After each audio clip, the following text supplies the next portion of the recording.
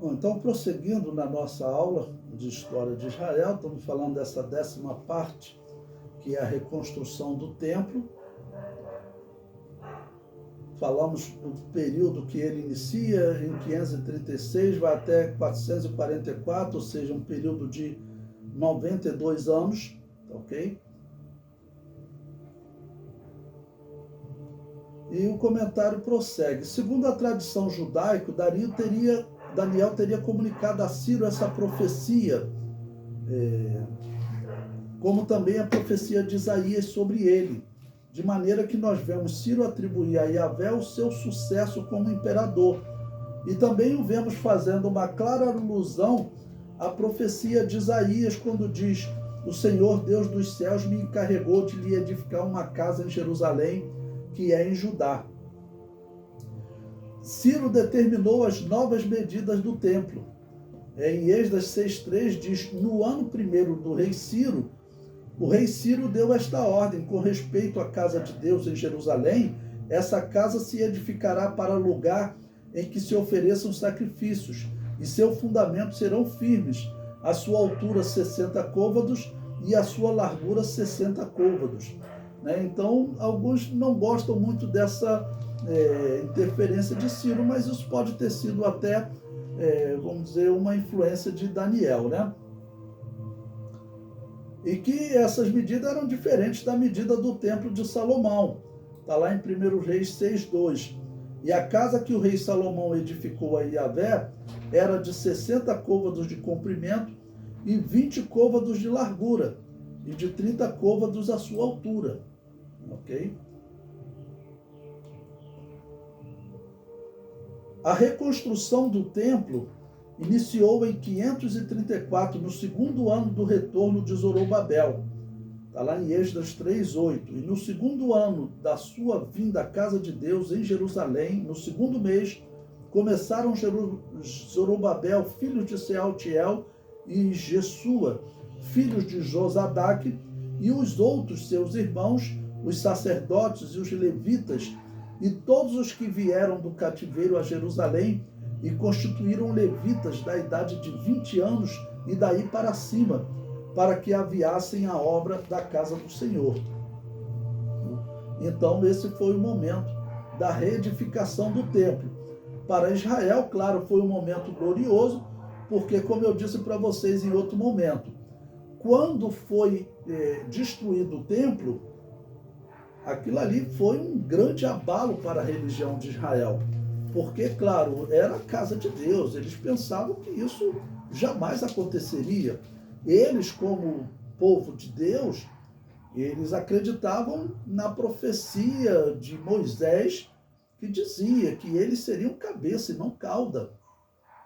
Eles seriam livres, dominadores das nações, o seu reino seria rico e seria extenso, do rio Nilo até o rio Eufrates, mas infelizmente o que eles acabaram por vivenciar foi essa destruição.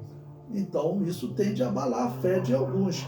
É claro que homens de Deus como Ezequiel e Daniel, que foram homens escolhidos para estar entre os cativos, nós observamos que nesse período do cativeiro, Deus, ele tinha Daniel representando o Senhor entre os nobres que foram para a Babilônia, Ezequiel, que ficou entre os pobres que foram para a Babilônia, e Jeremias, que ficou entre os muito pobres que ficaram em Canaã.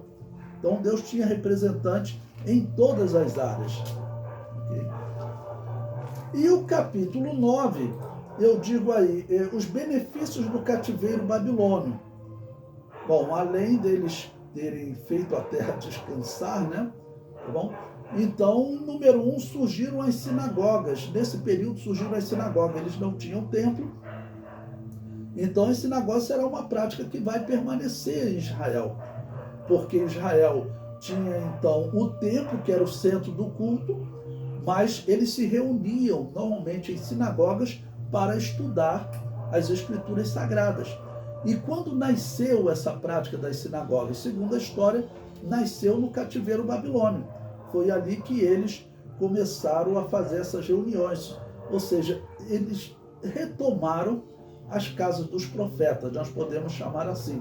As casas dos profetas tinha a diferença que ela era dedicada a alguns profetas, aqueles que queriam ser profetas. E já as sinagogas eram um lugar dedicado a todo o povo. Nos dias do Novo Testamento, nós vemos que as sinagogas eram amplamente usadas. Número 2, surgiram os escribas. Normalmente a história coloca Esdras como um dos escribas, alguns o descrevem como o primeiro escriba, ok? Outros o descrevem como o herdeiro da casa dos profetas, mas os escribas é o grupo de pessoas que iria se dedicar a copiar as escrituras. Os profetas faziam isso. Quando Samuel instituiu a casa de profetas, os profetas eles tinham essa função também de copiar as escrituras.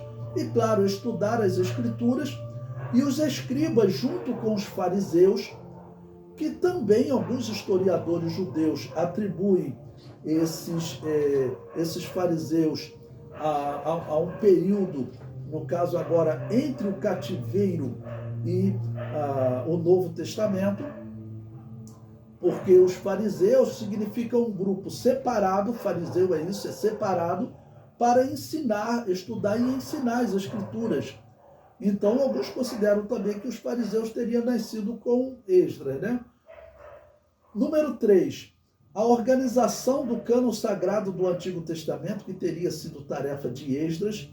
Esdras fez essa organização, e Esdras ele colaborou muito para as escrituras do Antigo Testamento.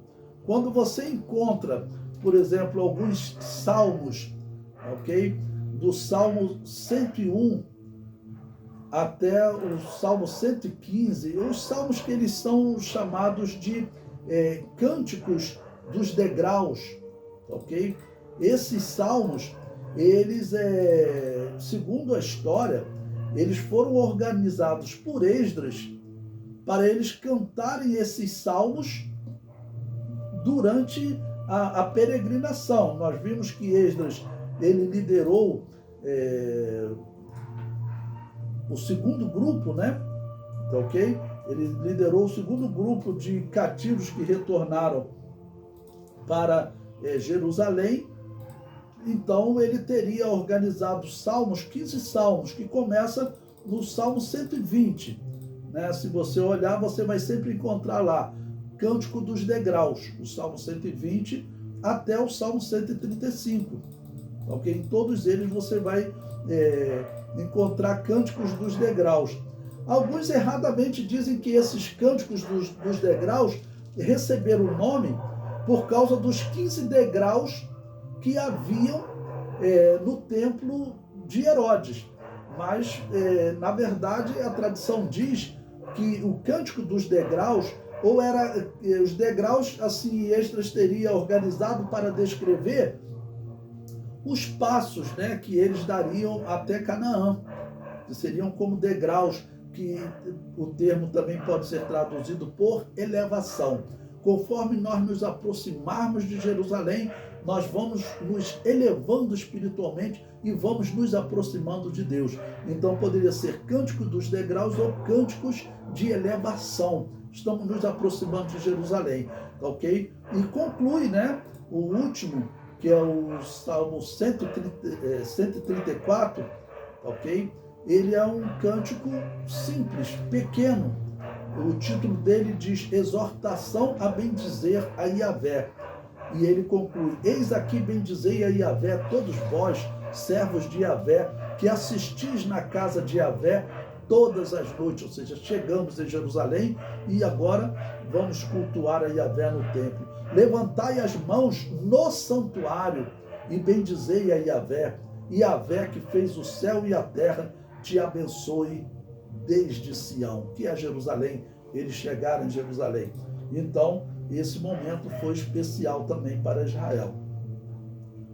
Bom, e Esdras foi o homem que organizou então o cânon sagrado, né, do Antigo Testamento.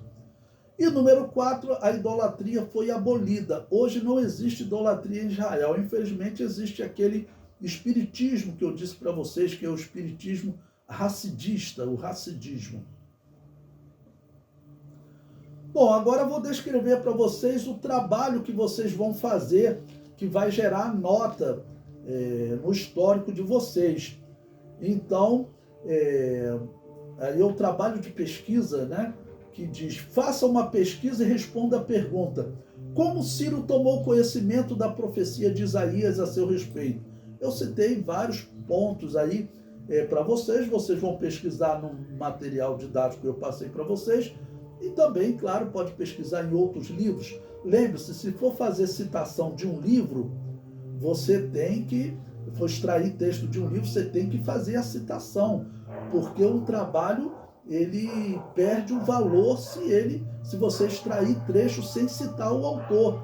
Faça uma citação completa do livro, citando o autor, o título, a edição, a cidade que ele foi publicado, a editora, o ano de publicação e a quantidade de páginas. Você tem modelo aí nas referências bibliográficas do material didático que eu passei para vocês. Bom, eu vou mandar para vocês também um modelo de trabalho, que está intitulado História de Israel, Material Didático 4, Cativeiro Babilônio e Reconstrução de Jerusalém, artigo. Então já vou mandar o arquivo para vocês poderem acessar e alterar, botar ali o seu comentário, tá ok? Bom, então essa foi a aula. Eu agradeço pela presença de vocês, espero que vocês tenham gostado. A paz do Senhor, até a próxima aula.